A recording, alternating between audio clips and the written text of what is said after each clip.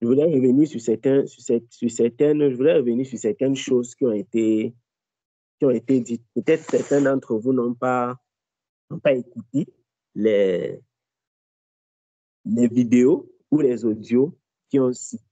Il y a trois sujets en particulier qui ont fait l'objet d'interventions, je vais dire ça comme ça, ou encore des points de vue d'intervention et de points de vue dans l'Église de la part des bien-aimés.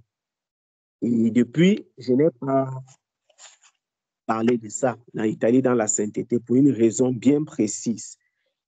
Et donc, je voudrais prendre l'occasion d'en parler aujourd'hui. Enfin, Italie pour Jésus, Italie dans la sainteté, c'est la même chose. Donc, je voudrais prendre l'occasion d'en parler aujourd'hui afin que nous soyons informés, que nous ayons la bonne information et de donner également les modalités de comment ces choses se passent et de pourquoi. Et si vous avez des préoccupations, si vous avez des questions par rapport à ça, que vous puissiez les poser pour qu'on élucide une fois pour toutes, en fait. Donc, je disais qu'il y a trois choses. Il y a trois choses.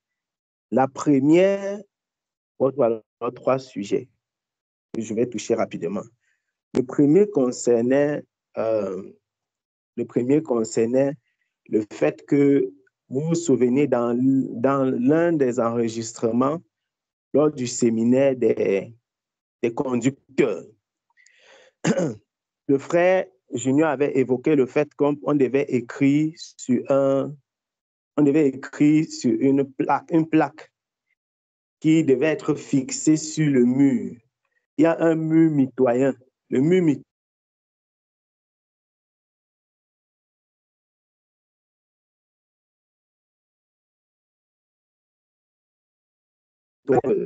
le frère Donatien.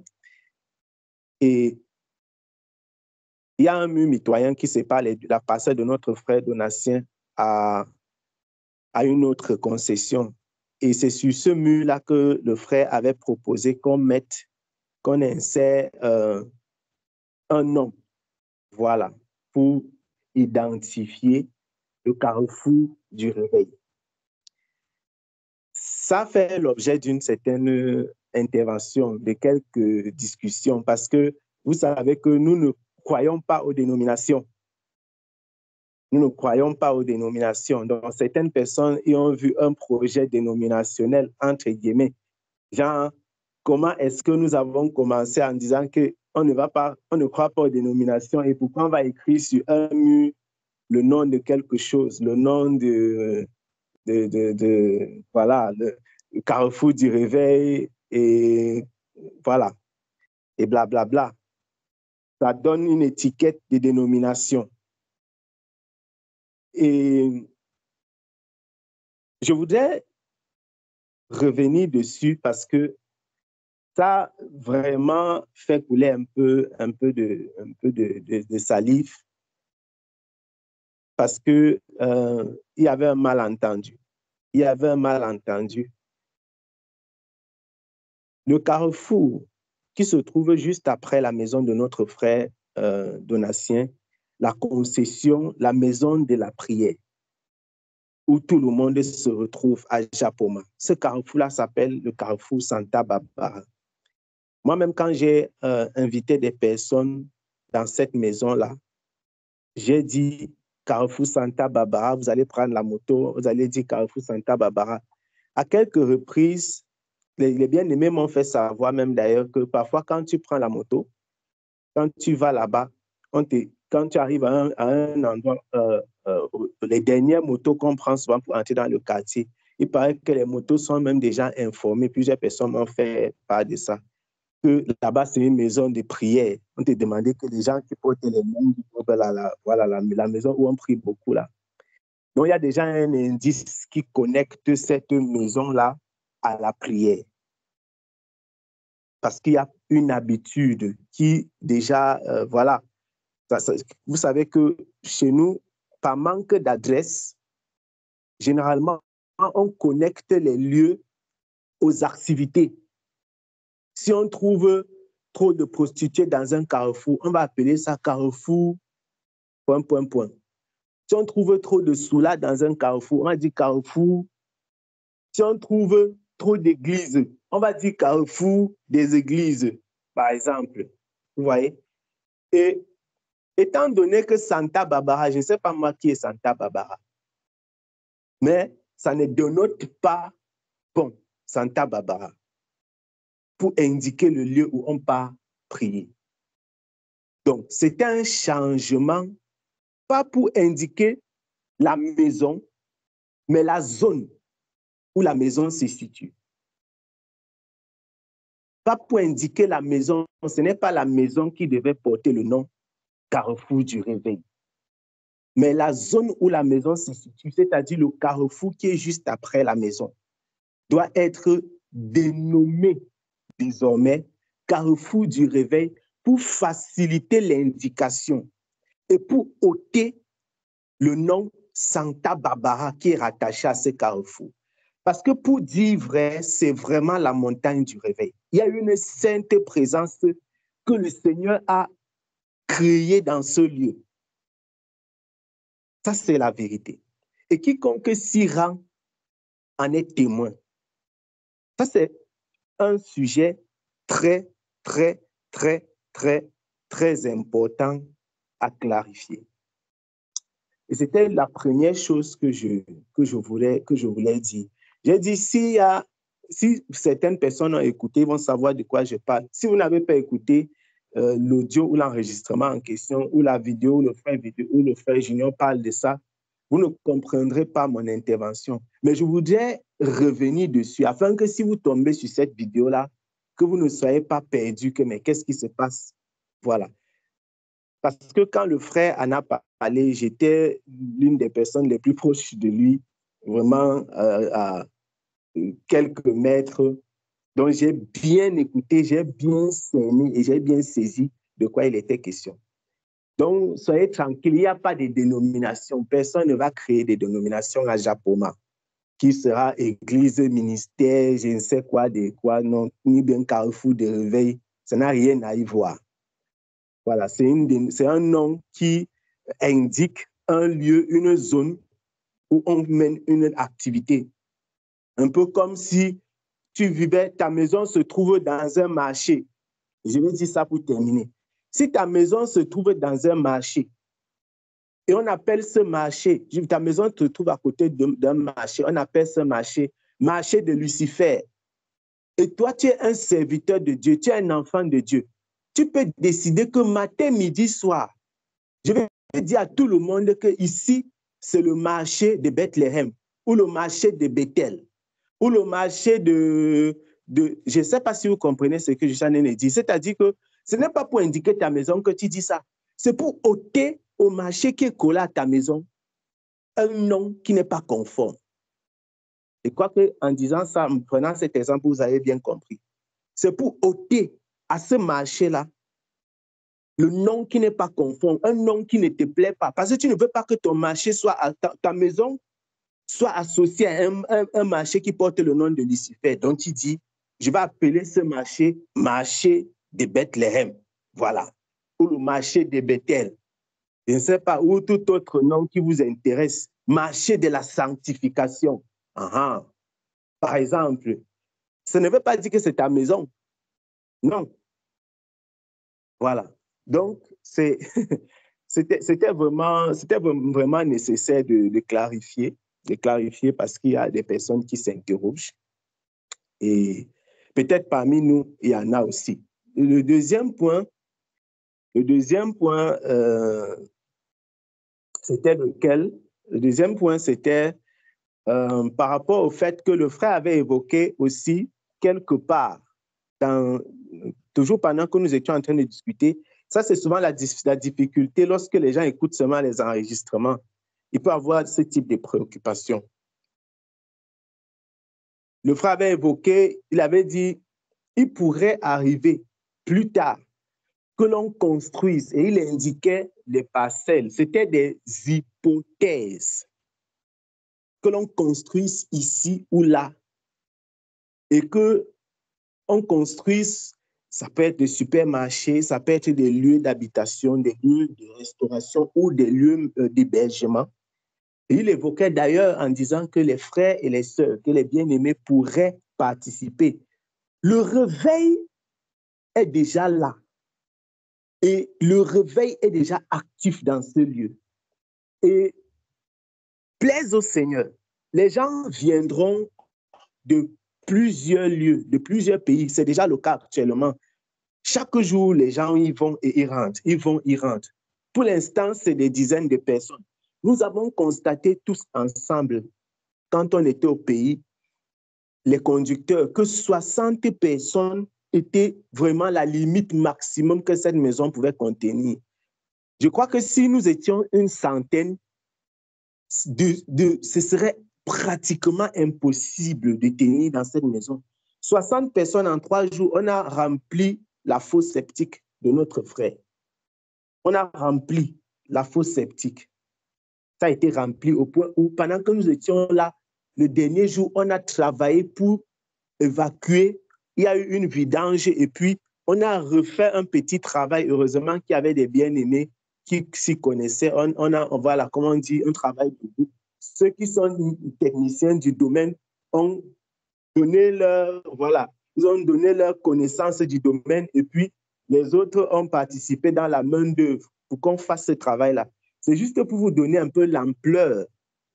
Une soixantaine de personnes. Si chacun se lave 2 fois avec 20 litres d'eau, ça fait environ 30-40 litres d'eau pour chaque personne. Ça fait combien d'eau, de litres en un jour, 2 et 3 jours, sans compter que et tous les gens. Donc, c'est vraiment énorme. Une maison qui a été bâtie pour être une maison d'habitation, vous imaginez un peu. Donc, et nous avons vu la limitation de cette maison. C'est d'où est venue l'idée selon laquelle on pourra construire un lieu pour l'hébergement. Ce n'est pas que c'est un projet obligatoire, c'était une hypothèse. Une hypothèse, quelque chose c'était une possibilité qui pourra être examinée par les bien-aimés. Et les frères et sœurs pourraient participer à ce projet pour faire quelque chose de ce genre afin d'accueillir ceux qui viennent d'ailleurs. Afin que quand le réveil va davantage prendre de l'ampleur, que les gens qui arrivent, s'ils sont plus nombreux que nous, qu'ils ne soient pas mal à l'aise. Donc, ça n'avait rien à voir avec le projet de construire une église, une dénomination qui s'appelle le Frère Junior Ministry ou bien les conducteurs du monde de ministry. Non, non, ça n'avait rien à voir. Donc, il n'y a pas de projet de construction ni d'une église, ni d'un temple. Aucun temple ne sera construit. Moi-même qui parle ici, là, je suis l'autre. Si un projet de construction d'un temple est construit, moi-même, je ne suis plus là. Parce que moi-même, je ne suis pas d'accord. On ne peut pas sortir d'un temple pour entrer dans l'autre. Donc, les gens ont mal compris. Quand quelqu'un dit, et si quelqu'un vous dit qu'il y a un projet, les gens là, ils sont en train de vouloir construire l'église, non. La personne n'a pas compris. Et d'ailleurs, pour terminer, le frère Junior, le frère faisait part du... Dans sa déclaration, d'ailleurs, il disait que ce n'est pas comme si c'était un projet qui le regardait, qu'il portait. Il a évoqué, il a lancé ça comme ça de façon à ce que les gens y pensent. Et c'est à eux, s'ils veulent, de le faire. Parce que ce n'est pas comme si c'est lui qui devait porter ce sujet, quoi. Voilà, ce n'est pas quelque chose qu'il amenait, il évoquait parce que c'est lui qui va porter le projet et il lancera le principal, je ne sais pas, responsable ou encore détenteur ou propriétaire. Non, non, non, ça n'avait rien à voir avec cela. Donc ça, c'était le deuxième sujet important que je trouve important de clarifier. Il n'y aura pas de nom de maison. La maison ne portera jamais un nom, ni de quelqu'un, ni d'une église. De deux, il n'y aura jamais de construction d'un temple, qu'on appelle temple de quoi que ce soit. Non. Et le troisième sujet, c'est par rapport aux contributions. Et ça, c'est le sujet le plus important. Les deux autres sont véritablement des... C'est vrai que tous les trois sujets sont des incompréhensions. Les deux autres sont encore plus des incompréhensions parce que la compréhension est totalement tordue. Le sujet concernant les contributions, il y a eu aussi des personnes qui ont mal compris parce que lorsqu'on parle de contribution, vous savez que l'argent, c'est quelque chose qui crée beaucoup de susceptibilité. Il y a des gens qui, peut-être lorsqu'ils ont écouté l'évangile de la vérité, ils ont mal écouté. Ou alors, ils se sont braqués. Je vais m'expliquer vraiment de façon terre à terre. Et si vous avez des questions, je vous prie de poser vos questions. Nous enseignons, depuis que j'avais connu le Seigneur, je suis contre la dîme parce qu'il n'y a aucune évidence de la dîme dans le Nouveau Testament. Je suis contre le fait qu'un prédicateur profite des enfants de Dieu, des fidèles, entre guillemets, pour qu'il les dépouille, même les plus pauvres du milieu d'eux, pour devenir riches et quoi que ce soit. Je suis contre, en tout cas, vous connaissez de quelle façon j'ai été virulent dans cette histoire. Et je le suis encore par la grâce de Dieu. Absolument contre. Mais c'est un fait et une évidence biblique. C'est même une obligation que les enfants de Dieu doivent participer à la vie de l'Église, à l'œuvre de Dieu. Tout à l'heure, nous parlions de nos frères et de nos sœurs, enfin, de nos bien-aimés que nous voulons aider, qu'on veut soutenir. C'est une bonne chose de soutenir les bien-aimés, les gens qui ont des difficultés. Parfois même, tu ne connais pas la difficulté que quelqu'un a. Le simple fait que le Saint-Esprit te mette à cœur que la personne-ci, aide telle personne. Dieu n'est pas obligé de te donner l'explication quand tu dois aider quelqu'un. Dieu peut seulement te dire aide telle personne. Il ne te dit pas pourquoi. Ce n'est pas parce que tu vois comment elle est bien habillée, elle a mis le parfum sur ses cheveux que tu vas penser qu'elle a... Bon, quand je dis le parfum sur ses cheveux, c'est vraiment une façon très, très, très caricaturée de parler. Tu vois, ses cheveux sont bien. Ou bien tu vois son habit est trop propre et c'est bien repassé. Hein? Sa face brille, que tu vas penser que non. La parole du Seigneur déclare que lorsque vous jeûnez, vous devez faire comment? Vous devez vous laver, être propre et souriant. Je suis en train de paraphraser. Donc, c'est comme ça les enfants de Dieu doivent vivre. Même quand ça ne va pas, c'est pas qu'ils vont devenir tristes, machin, vraiment, je souffre. Vous voyez? Bon, c'était une parenthèse pour dire ceci. Pour dire que Dieu n'a pas besoin de nous expliquer quand on doit aider une personne. Quand le Seigneur te met à cœur, tu aides. Tu n'as pas besoin que Dieu t'explique. Et Dieu peut aussi te demander de donner même à quelqu'un qui possède. Pour une raison. Je ne suis pas en train de vous dire que vous devez donner aux gens qui possèdent. Je suis en train de dire que Dieu peut te demander, il peut mettre à ton cœur de donner à quelqu'un qui possède. Quand quelqu'un possède, ça ne veut pas dire qu'il n'a pas de besoin. Quelqu'un peut avoir tout l'argent du monde, mais tu lui donnes et ça déclenche quelque chose dans son cœur. Parce que le Seigneur voulait passer par toi pour passer un enseignement à la personne, le bien-aimé. Le don, c'est quelque chose, c'est une manifestation de l'amour. Ce n'est pas toujours pour combler les besoins. Je répète encore, je rembobine. Le don est une manifestation de l'amour. Merci Seigneur. Ce n'est pas toujours pour combler les besoins. Je répète encore, je répète.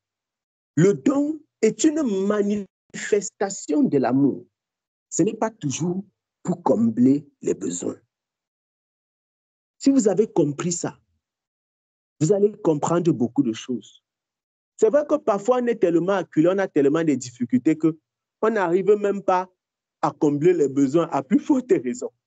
Mais sachez et comprenons que le don, c'est la manifestation de l'amour. Ce n'est pas pour combler les besoins. Si vous pensez que le don, c'est pour combler les besoins. C'est donc normal qu'on est dans des familles où les plus riches, personne ne les gère, personne ne leur rend même visite. Personne ne prend même leurs nouvelles. Quand on écrit aux riches de la famille, c'est toujours pour demander. Donne, donne, donne. Parce que lui n'a jamais de problèmes. On pense que tous les problèmes de la terre sont des problèmes financiers. Je ferme la parenthèse. Tout ce que j'ai dit là, c'est pour dire quoi? Le don est une obligation dans l'Église, dans la vie d'un enfant de Dieu. La participation à l'œuvre de Dieu, c'est quelque chose qui est fondamental.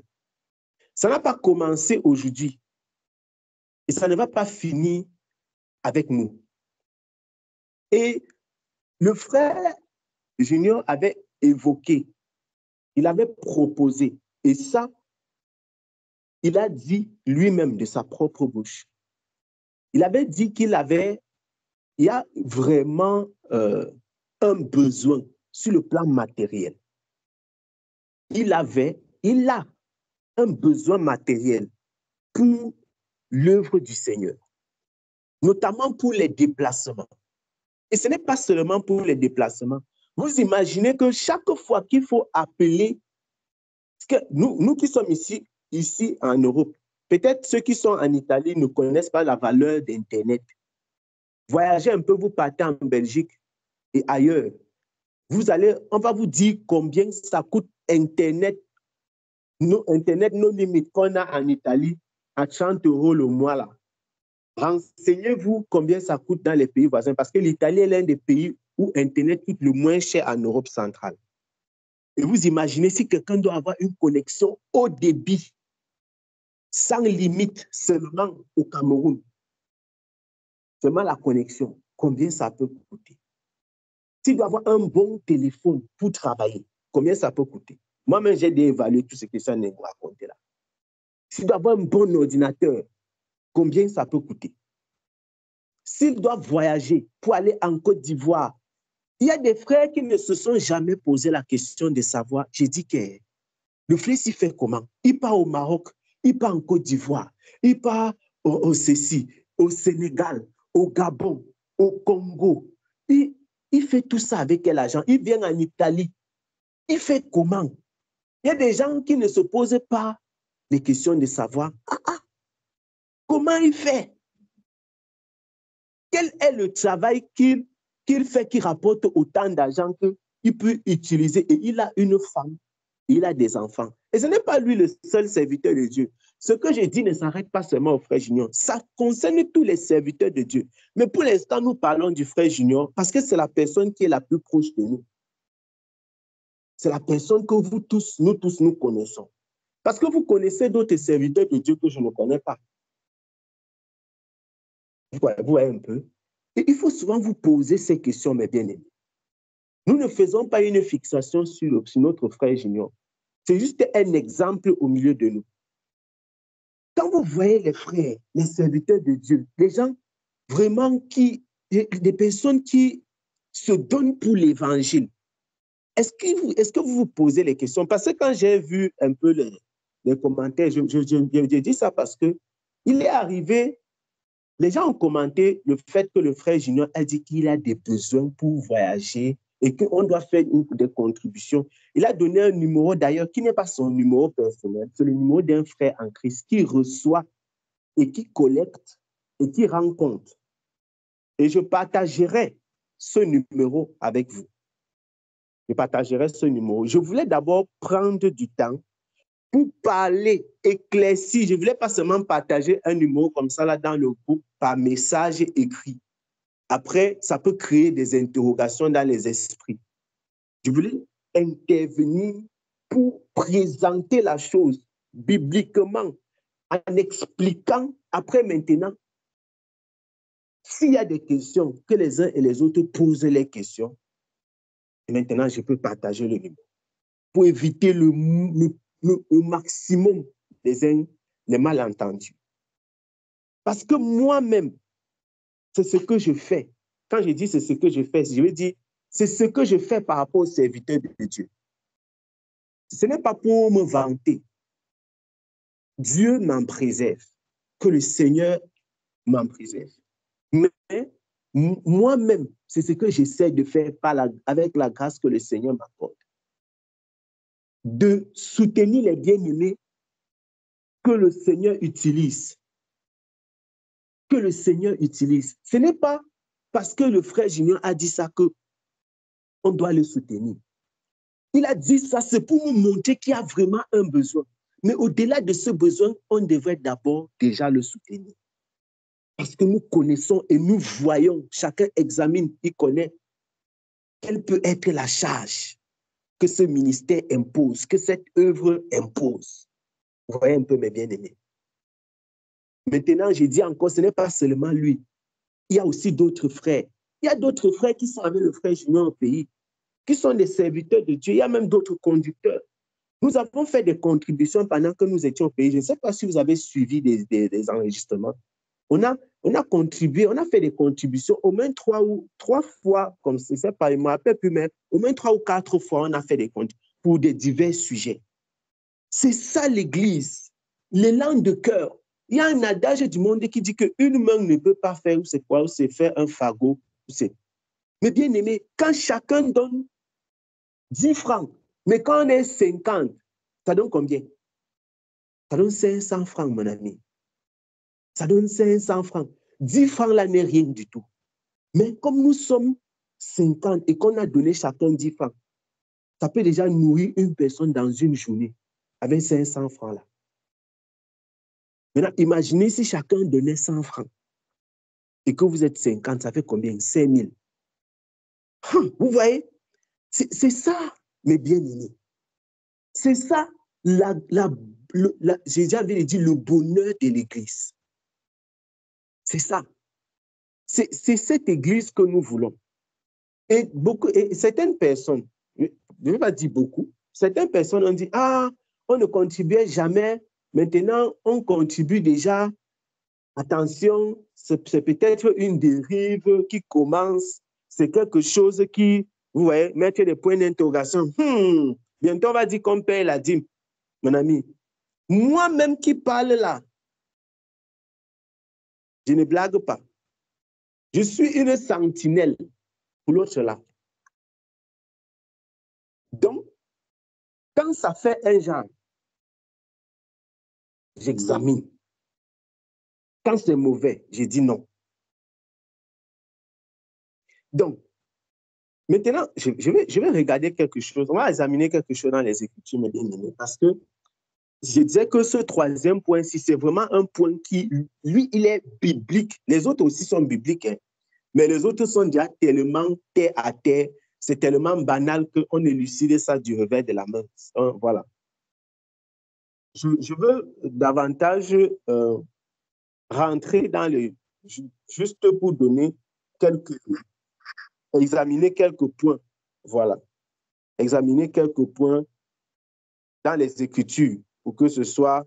Voilà, pour qu'on soit... On regarde dans la même direction. Donc, j'aimerais que nous lisions quelque chose. On lise quelques textes dans les Écritures. Nous allons lire quelque chose. Nous allons lire quelque chose. Lisons dans 2 Corinthiens.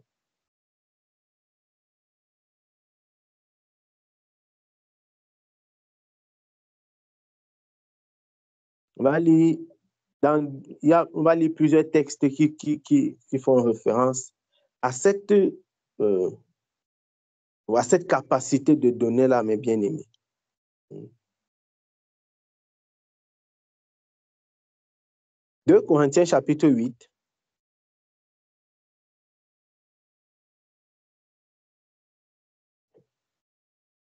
« 2 Corinthiens chapitre 8, mes bien-aimés. À partir du verset 6, 2 Corinthiens 8, verset 6, du verset 6 jusqu'au verset 15. 2 Corinthiens 8, verset 6 à 15, bien-aimés. 2 Corinthiens 8, versets 6 à 15. Hein? Nous avons donc engagé Tite à achever chez vous cette œuvre de bienfaisance, comme il l'avait commencé. De même que vous excellez en toutes choses, en foi, en parole, en connaissance, en zèle, à tout égard, et dans votre amour pour nous, faites en sorte d'exceller aussi dans cette œuvre de bienfaisance. Ne dites pas cela pour... Je ne dis pas cela pour donner un ordre, mais pour éprouver par le zèle des autres la sincérité de votre amour. Amen.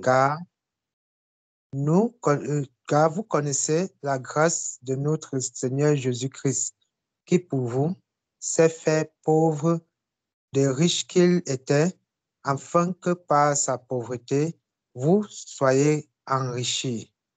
C'est un avis que je donne là-dessus, car cela vous convient à vous qui non seulement avez commencé à agir, mais qui en avez eu la volonté dès l'année dernière.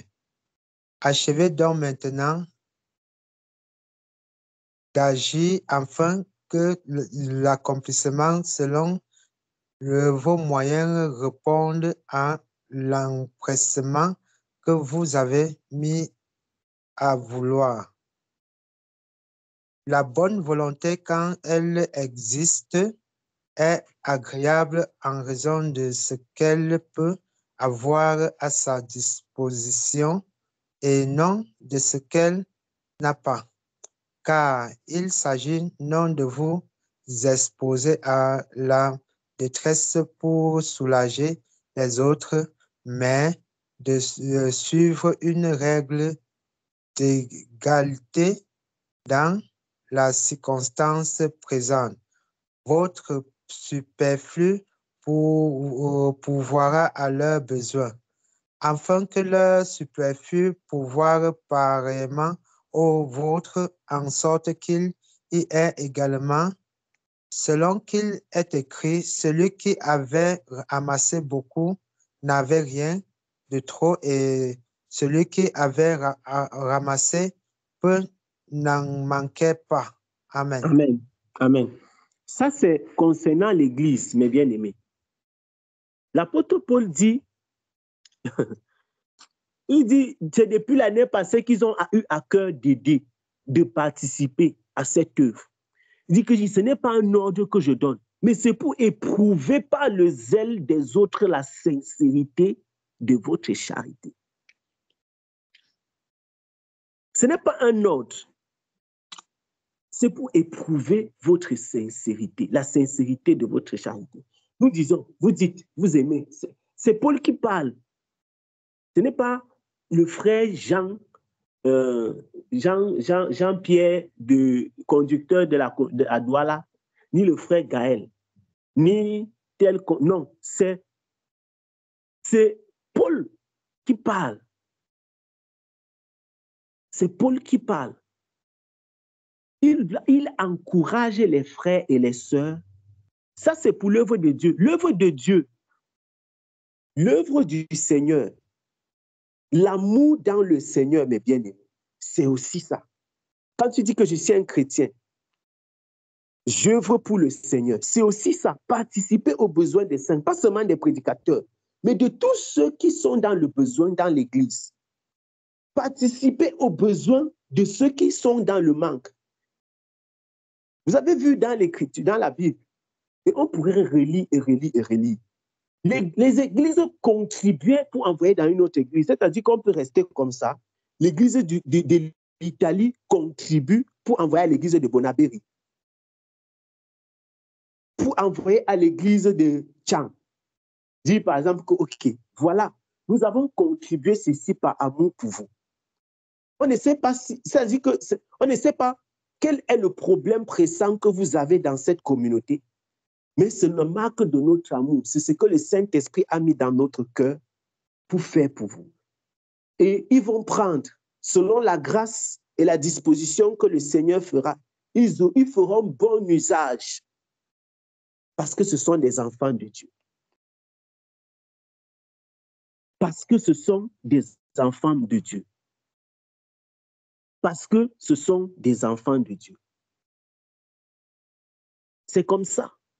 L'Église pourvoyait déjà aux besoins des autres églises et même aux besoins des prédicateurs. Là, j'ai commencé par les besoins de l'Église. Les besoins de l'Église, ce sont les frères et les sœurs qui contribuaient pour s'entraider, pour se soutenir, pour s'encourager, parce qu'ils s'aimaient. Parce qu'ils s'aimaient. Et c'est comme ça. L'Église, c'est l'Église du premier jour. L'Église primitive s'est aimée. Davantage encore, l'Église aujourd'hui doit s'aimer, la vraie Église. Parce que la parole déclare que dans les derniers jours, la charité va diminuer. Donc, si la charité diminue, la charité va diminuer, la méchanceté augmente. Si la charité diminue dans le monde, ça doit être renforcé dans l'Église. Les liens de charité doivent être davantage encouragés. L'œuvre de la charité, d'amour, doit être encouragée au milieu du peuple de Dieu. Donc, nous avons lu là un exemple. Ce n'est qu'un exemple parce qu'il y en a plusieurs. Lisons dans Philippiens chapitre 4. Philippiens chapitre 4. Philippiens chapitre 4. Quelqu'un va lire dans Philippiens chapitre 4.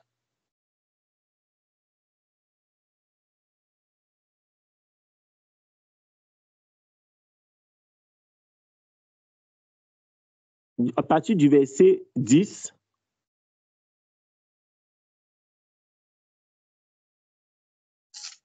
Philippiens chapitre 4. Du verset 10 au verset 19. À partir du verset 10. Au verset 19. J'ai éprouvé une grande joie dans le Seigneur de ce que vous avez pu enfin renouveler l'expression de vos sentiments pour moi. Vous y pensiez bien, mais l'occasion vous manquait. Et ce n'est pas en vue de mes besoins que je dis cela, car j'ai appris à être content de l'état où je me trouve. Je sais vivre dans l'humiliation et je sais vivre dans l'abondance. En tout et partout, j'ai appris à être rassasié et à avoir faim, à être dans l'abondance et à être dans la disette. Je puis tout par celui qui me fortifie. Cependant, vous avez bien fait de prendre part à ma détresse. Vous le savez vous-même, Philippiens, au commencement de la prédication de l'Évangile, lorsque je partis de la Macédoine, aucune église n'entra en compte avec moi pour ce qu'elle donnait et recevait. Vous fûtes les seuls à le faire car vous m'envoyâtes déjà à Thessalonique et à 2 reprises de quoi pourvoir à mes besoins. Ce n'est pas que je recherche les dons, mais je recherche le fruit qui abonde pour votre compte. J'ai tout reçu et je suis dans l'abondance. J'ai été comblé de biens en recevant par Épaphrodite ce qui vient de vous, comme un parfum de bonne odeur, un sacrifice que Dieu accepte et qui lui est agréable. Et mon Dieu pourvoira à tous vos besoins selon sa richesse, avec gloire en Jésus-Christ. Amen. Amen. Amen, mes bien-aimés. Amen. Ici, nous voyons un prédicateur, il rend grâce à Dieu. Ah, Seigneur. Il dit merci à Dieu pour l'Église. Il dit vraiment, vous m'avez aidé. Même comme le Seigneur m'a accordé la grâce de savoir vivre dans le besoin. Mais quand j'étais dans le besoin, vous m'avez aidé, je suis content. C'est ça. Et il va rendre grâce à Dieu pour l'Église, pour ses frères, pour ses sœurs, pour les bien-aimés. Nous avons vu un exemple. L'Église contribue pour l'Église, pour que personne ne manque de rien. Deuxième exemple, l'Église contribue pour l'œuvre de Dieu, pour la vie d'un prédicateur, pour le soutenir, pour l'aider, parce qu'il est dans le besoin. Ça, c'est un deuxième cas de figure. Donc, quelqu'un ne disait pas non. Le fait que nous disions qu'on est contre la dîme absolue comme une obligation mensuelle ne veut pas dire que les gens ne doivent pas contribuer à l'œuvre de Dieu. À l'œuvre de Dieu, ça veut dire que aider les bien-aimés, aider les prédicateurs, participer à l'œuvre de l'Église, l'œuvre d'évangélisation. Quand un frère part prêcher l'Évangile dans un pays, il n'est pas papier. Il prend la voiture, ou il prend l'avion, ou le bus, ou bien je ne sais pas quoi. Quand on organise, par exemple, la réunion des conducteurs comme ça, après quand on dit que le buffet, qui doit donner l'argent du buffet là? Que 50 personnes mangent, 60 personnes, 100 personnes mangent. Quand on dit qu'on est dans la maison d'un frère, on utilise l'eau là. Et donc, c'est encore le frère là qui doit payer la facture. Comment? On dort, on utilise sa lumière là. Est-ce que c'est lui qui doit payer la facture de cette lumière? Vous voyez? Donc, ce n'est pas qu'on est en train de ramener l'esprit des dénominations. On veut manifester juste l'amour de Jésus. L'amour qui est en Christ. C'est l'amour qui est en Christ. Il dit, car ce n'est pas en vue de mes besoins que je dis cela, car j'ai appris à être content de l'état où je me trouve. Ce n'est pas pour pouvoir aux besoins d'un frère. En tout cas, on connaît ce que l'apôtre Paul lui-même, comment il est sévère quand il dit que moi, que personne ne me vole, cette gloire. Parce que ce n'était pas pour nourrir Paul comme si c'était un lépreux, un souffrant. Non. C'était pour l'œuvre de Dieu. C'était pour l'œuvre de Dieu. Et Paul en parle de façon très claire et de façon très précise. Personne ne peut lui voler cette gloire. Il n'a jamais vécu aux dépens des gens. Et vous connaissez les textes. Il n'a jamais dépouillé les gens. Non. Il n'a jamais dépouillé. Il n'a jamais dépouillé. Et il a beaucoup encouragé l'Église, les enfants de Dieu à donner. Et comment est-ce qu'il faut donner? 2 Corinthiens chapitre... lisons d'abord, on va d'abord lire quelque chose dans Romains. Lisons d'abord dans Romains chapitre 16. Un autre cas de figure. Merci Seigneur. Romains chapitre 16, le verset 1 et 2. Romains 16, 1 et 2. Romains chapitre 16, 1 et 2. Romains chapitre 16, verset 1 et le verset 2. Oui. Je vous recommande Phoebe, notre sœur, qui est diaconesse de l'église de Saint-Cré, oui.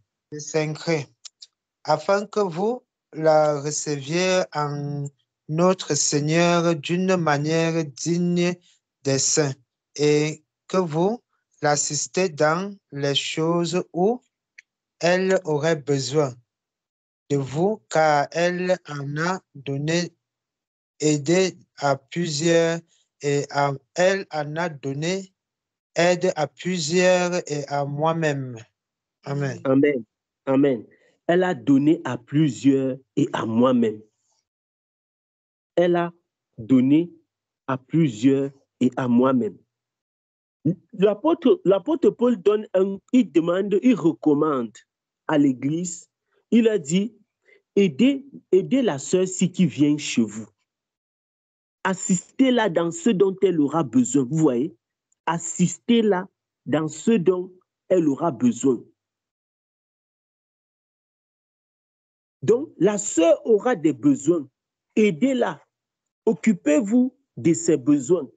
Un frère peut partir, par exemple, de l'Italie. Et nous, on envoie une lettre pareille. Peut-être le frère ne sait pas où il va dormir. Il part au Cameroun. C'est sa première fois d'aller au Cameroun. On ne sait pas. Il dit, par exemple, je vais visiter l'église à Japoma. Et nous, maintenant, on peut écrire. On dit, eh bien aimé, voilà tel frère qui vient vers vous. Aidez-le. Assistez-le dans ses besoins. Ses besoins peuvent ne pas être forcément, je vais manger quoi. Par exemple, son besoin peut être, je vais me diriger comment? Si j'arrive à l'aéroport de Douala, je fais comment? Ça, c'est une assistance, vous voyez? Assistez-le dans ses besoins. Ses besoins, ce n'est pas toujours la nourriture. Ses besoins peuvent être multiples. Il a besoin d'une puce du Cameroun. Il fait comment? Il a besoin, il ne sait pas où il va dormir. Est-ce qu'un frère peut l'aider? Est-ce que vous voyez? C'est ça la manifestation de l'amour. On recommande une personne pour que l'Église l'aide, pour que l'Église l'assiste. Pour que l'Église l'assiste. Pour que l'Église l'assiste. Et je disais que nous lisons, j'ai dit quoi tout à l'heure? Romains 1. Je disais qu'on va lire quel texte encore là tout à l'heure? Tu n'as pas parlé du texte. 2 Corinthiens chapitre 9. Oui, je disais que comment nous devons donner. 2 Corinthiens chapitre 9. Comment nous devons donner? Comment devons-nous donner? C'est ça.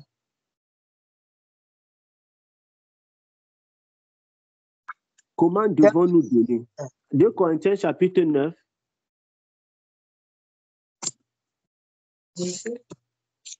On n'a pas encore donné le verset. On va lire à partir du verset. On va lire à partir du verset.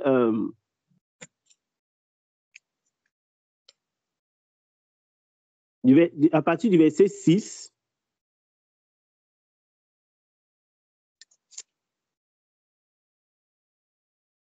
Jusqu'au verset 12. Sachez-le, celui qui sème peu moissonnera peu, et celui qui sème abondamment moissonnera abondamment. Que chacun donne comme il l'a résolu en son cœur, sans tristesse ni contrainte, car Dieu aime celui qui donne avec joie.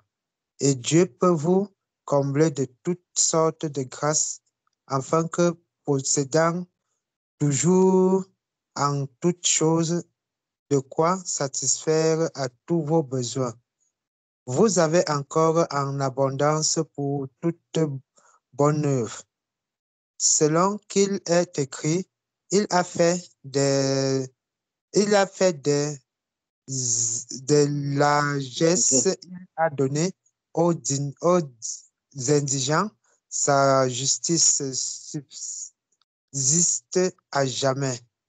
Celui qui fournit de la semence aux semeurs et du pain pour sa nourriture, vous fournira et vous multipliera la semence, et il augmentera les fruits de votre justice.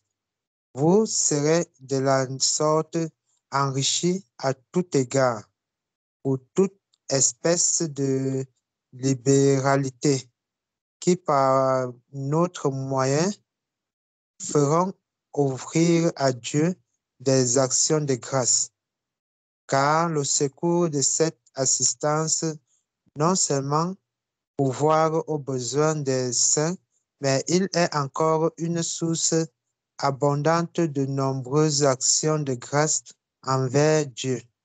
Amen. Amen. Amen. Mes bien-aimés, si nous pouvons détecter, déceler la profondeur de ces merveilleuses bénédictions, les gens courront pour aider. Quand tu aides ton frère ou ta sœur qui souffre, quand il se met à genoux, vous imaginez un frère ou une sœur qui se met à genoux et rend grâce à Dieu. Oh Seigneur, merci Seigneur pour ma sœur Hélène. Merci mon Dieu, parce que je souffre tellement et tu as visité ma sœur pour qu'elle vienne et qu'elle me soutienne. Seigneur, je te rends grâce pour ma sœur Hélène. Seigneur, sois glorifié parce que tu connais pouvoir aux besoins de tes enfants en utile. Vous voyez la gloire que le Seigneur tire parce que toi, tu as aidé un frère. C'est merveilleux, mes bien-aimés. Quelqu'un est malade, il est peut-être à l'hôpital ou bien il est couché à la maison, il ne sait pas comment faire. Il souffre. Et toi, tu l'aides, tu l'assistes. Quand il reste comme ça, couché, avec les larmes, peut-être il n'arrive même pas à parler. Il dit seulement, Seigneur, merci. Merci. Quelle gloire! Quelle gloire le Seigneur peut tirer de cet acte d'amour. Quelle gloire le Seigneur tire. Mes bien-aimés, si nous comprenons ces choses, Dieu donne la nourriture, il donne la semence au semeur, il donne encore même le pain.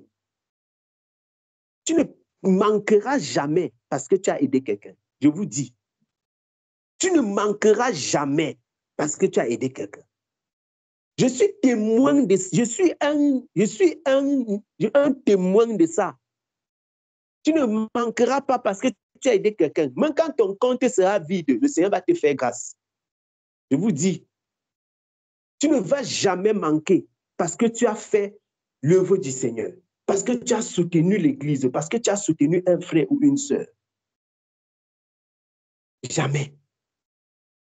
Et que le Seigneur nous donne de comprendre ces choses, parce qu'on ne peut pas en un jour parler de ces choses en profondeur. Parce qu'on devrait normalement examiner tous les textes qu'on a dit là, qu'on a lu là, on a seulement lu. Vous savez que j'ai commenté rapidement en passant. Si on commence à décortiquer ça, vous allez voir la grâce. C'est-à-dire que chaque enfant de Dieu devait être poussé par un élan d'amour. Les gens devraient se discuter pour aider ceux qui souffrent dans l'Église. Je ne veux pas dire ceux qui demandent, ceux qui souffrent, ceux qui ont des besoins. Quand toi-même tu vois que quelqu'un peut avoir un besoin, tu as promptement le désir de l'aider dans ce besoin-là, sans forcément attendre qu'il te pose une préoccupation. Et nous avons dit, nous finissons par répondre à la question, comment il faut donner avec amour? Que chacun donne comme il a résolu dans son cœur, mais en sachant que Dieu bénit. Celui qui fait plus d'efforts sera davantage béni aussi. C'est comme ça. Parfois, tu aides, toi-même tu te regardes, tu dis que Seigneur, je ne sais même pas. Je ne sais pas d'où ça va venir, mais j'ai envie d'aider. Seigneur, aide-moi. Tu as programmé même d'aider quelqu'un, mais tu n'as même pas ce que tu vas l'aider avec. Je ne sais pas si ça vous est déjà arrivé. Moi, j'ai déjà eu ce genre de circonstances. C'est-à-dire que tu n'as même pas ce que tu veux aider quelqu'un avec. Mais tu as envie de dire à Dieu que donne-moi pour que j'aide la personne. Tu restes comme ça. Tu n'as même pas. Je dis que tu n'as pas. Si on vient regarder, on ne trouve rien. Mais tu es en train de dire, Seigneur, si tu me donnes, je vais donner.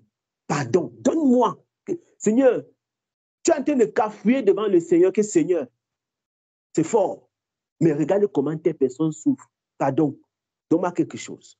Tu ne veux pas que Dieu te donne pour que tu achètes le iPhone 14. Tu ne veux pas que Dieu te donne. Non, tu veux que le Seigneur te donne pour que tu aides rapidement une personne qui a un besoin. Ah, Seigneur, que le Seigneur nous accorde la grâce, mes bien-aimés. De comprendre ces choses. De ne pas mécomprendre ces choses. De comprendre, je le dis, et de ne pas mécomprendre. De bien comprendre. Parce qu'il y a une bénédiction. Évidemment, et ça, ce n'est pas seulement pour l'Église. Même la famille, même vos familles païennes, quand il dit vos familles païennes, même les membres de ta famille qui sont païennes, tu dois les aider. Ce n'est pas parce que tu es chrétien que les membres de ta famille qui sont païens, tu ne vas plus les gérer. Quel genre d'amour vous voulez manifester? Parce que, je ne sais pas, tu es devenu chrétien, tu ne vas plus aider les païens. Quel genre d'amour tu veux manifester? La Bible déclare que si on salue seulement les gens qui nous saluent, on a fait quoi d'exceptionnel? Si tu aimes seulement les gens, je ne sais pas, les gens dont tu es proche d'eux, je ne sais pas trop, tu as fait quoi d'exceptionnel? Notre amour doit aller au-delà. Il doit briser les barrières, mes bien-aimés. Notre amour doit briser les barrières. Un amour qui reste dans la clôture, c'est un amour mitigé. Ton amour doit briser la barrière. Il doit briser la barrière. Il doit traverser la clôture. Si tu avais l'habitude seulement d'aider les gens quand ils t'écrivent, quand quelqu'un te dit que j'ai tel problème, alors tu réfléchis comment tu vas l'aider. Si personne ne t'écrit en un mois, toi aussi tu n'aides personne le mois là. OK. Si personne ne t'écrit en 6 mois, personne ne t'appelle, toi aussi tu n'aides personne les 6 mois là. Tu restes dans ton coin. Personne ne m'a écrit. Est-ce que quelqu'un m'a demandé avant qu'il n'ait pas donné? Comme on ne m'a pas demandé, il reste dans mon coin. Ah bon? Si Dieu lui-même faisait comme ça avec toi, tu demandes le souffle de vie à quelle heure? Vous voyez? Il n'y a pas un moment que tu demandes le souffle de vie. Sinon, ça devait être une prière perpétuelle. Dès que tu t'arrêtes de demander, tu meurs. Amen. Mais Dieu nous donne continuellement. Amen. Seigneur merveilleux, mes bien-aimés. Donc, il est question de nous encourager. Ce n'est pas seulement par rapport au sujet que notre frère Junior a soulevé. C'est de façon générale que je dis ces choses pour notre marche avec le Seigneur. Il y a une abondante bénédiction. Il y a plus de bonheur. J'avais fait une petite vidéo une fois. Je parlais. Il y a beaucoup de bonheur à donner, mes bien-aimés.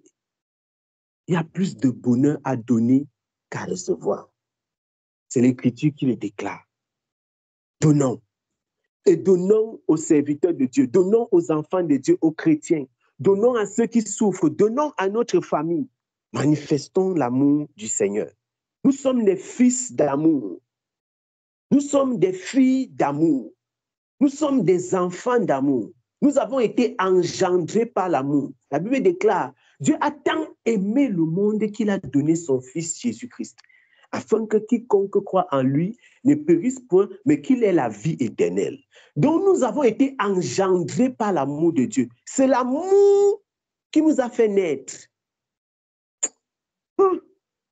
Dieu nous a tant aimés qu'il a donné Christ. Donc l'amour nous a fait naître. Si ce n'était l'amour de Dieu, où serions-nous? Par reconnaissance. Par reconnaissance. Nous disons seulement merci Seigneur. Merci Seigneur pour mon frère tel. Merci. Merci pour mon frère. On pourrait encore aller. Ces choses méritent seulement les séminaires. Entrer maintenant. Ah Seigneur. Et ça, ce n'est pas une fausse doctrine que je suis en train de vous prêcher. Je vous prêche l'amour de Dieu. Ça n'a rien à voir avec les gens qui disent que venez me montrer votre feuille de paye, ou c'est quoi, votre fiche de paye. Non. Je ne veux pas savoir combien quelqu'un touche. Je ne veux pas savoir s'il paye la dîme ou s'il paye. Non, ce n'est pas de ça que nous parlons. Il ne faut pas mal comprendre. Nous parlons de l'amour, du don qui vient de ton cœur. Nous parlons de ce que tu donnes parce que Christ suscite dans ton cœur. Nous parlons du don joyeux. Il dit que chacun donne comme il a convenu dans son cœur. Car Dieu aime les dons joyeux. Donc, il vaut mieux donner 10 € à quelqu'un dans la joie, la bénédiction. C'est-à-dire que tu es en train de donner 10 € à quelqu'un en étant heureux dans ton cœur. Au lieu de donner 100 €, 50 €, 100 € en étant triste. Que vraiment, je lui donne comme ça, mais ça me fait mal. Ça me fait trop mal. Uch, non, ça m'énerve, quoi. Voilà un 50 € comme ça que quelqu'un pouvait partir au restaurant avec. Voilà ce que je suis en train de lui donner comme ça. Ça m'énerve, ça m'énerve. Il ne faut pas faire ça, mes bien-aimés. Quand tu fais ça, tu tues la bénédiction. Tu tues la bénédiction. C'était mieux de ne pas donner. Mieux tu donnes 50 € avec joie. De donner, hein? Il ne faut pas donner 100 €. 100 € et tu te fâches. Et tu es triste. Ce n'est pas bon. Mes bien-aimés, Ce n'est pas bon. Donc, il faut savoir aussi de donner. C'est ça qui importe. Et il faut que ton amour soit grand pour que tu apprennes à donner aussi de façon importante sans te sentir triste. Donc, la clé, c'est l'amour. C'est quand ton amour est beaucoup que tu peux donner beaucoup sans que ça t'énerve. Et je vais finir par là. C'est quand ton amour est beaucoup que tu peux donner beaucoup sans que ça t'énerve. Si tu sens qu'en donnant beaucoup, ça t'énerve, ça veut dire qu'il faut donner la quantité qui ne t'énerve pas. C'est mieux comme ça. Je vous donne cela, c'est les secrets. Parce qu'il ne faut pas faire des choses qui ne servent à rien. Il faut donner ce que ton amour peut supporter. Si ton amour peut supporter un montant, donne ça avec joie. Et sois béni, mon bien-aimé. Sois béni au nom de Jésus-Christ. Sois béni pour ce montant que tu donnes. Sois béni pour cette chose que tu donnes, parce que ce n'est pas toujours de l'argent. Ça peut être du matériel. Certains ont même donné seulement l'hospitalité. Recevoir quelqu'un dans leur maison, c'est donner. Donner des vêtements, c'est donner. Donner n'importe quoi, c'est donner. Apprenons à donner et que le Seigneur nous bénisse, mes bien-aimés. Notre frère Junior a émis ce besoin. Et on a déjà commencé. Beaucoup de frères se sont manifestés. Et je partagerai avec vous. Je voulais tirer ça au clair, afin qu'il n'y ait ni ambiguïté, ni... Voilà. Je vais partager avec vous le numéro, le contact avec le nom du frère qui prend ça. Le jour où, ce n'est pas quelque chose de demain matin, le jour où le Seigneur vous met à cœur, souvenez-vous de son œuvre. Souvenez-vous de cette œuvre, de cette action. Faites-le. Ce n'est pas une urgence comme si quelqu'un était accidenté, comme le Samaritain a rencontré quelqu'un couchant en route qu'on avait agressé. C'était une urgence là-bas. Ceci, c'est une œuvre que nous sommes appelés à faire selon que le Seigneur vous dispose. Quand le Seigneur permet, tu participes. Mais nous vous encourageons à le faire pour la gloire de Dieu. C'est ça. Le Seigneur peut ne pas, un mois, tu peux ne pas, ça peut être vraiment difficile pour toi. Si tu ne peux pas, ce n'est pas un problème. Il ne faut pas que tu t'accuses. N'entrez pas dans l'esprit d'accusation. Ah, non. Il faut que ce soit avec amour. Quand le Seigneur permet, tu le fais. Sois béni si tu le fais. Souviens-toi de le faire si c'est possible. Et soyez encouragés. Et faites-le aussi avec tous les serviteurs de Dieu que le Seigneur met à votre cœur. Avec les bien-aimés. Pas les serviteurs de Dieu seulement. Quand on dit c'est comme si on voulait qu'on aide les prédicateurs. Non. Avec n'importe qui. Avec les enfants de Dieu. Voilà. Avec tous ceux qui vivent dans le besoin que vous connaissez.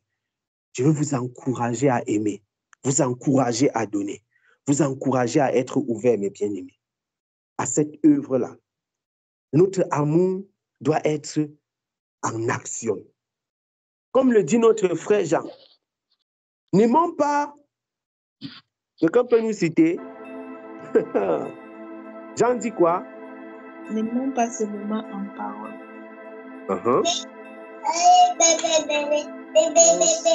Mais en action.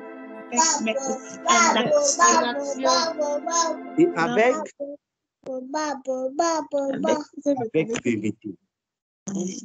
1 Jean chapitre 3, mes bien-aimés, le verset 18. 1 Jean chapitre 3, le verset 18. Notre frère dit, n'aimons pas en parole et avec la langue. N'aimons pas en parole et avec la langue, mais en action et avec vérité. Que le Seigneur nous accorde l'amour en action et avec vérité. Je sais que c'est possible. Soyez abondamment bénis, mes bien. Soyez bénis. Je ne sais pas s'il y a des questions. S'il n'y a pas de questions, nous rendons grâce au Seigneur. Soyez abondamment bénis. Soyez abondamment bénis. Amen. Amen. Amen. Amen, mon Amen. frère. Amen. Amen. Merci, Seigneur. Amen.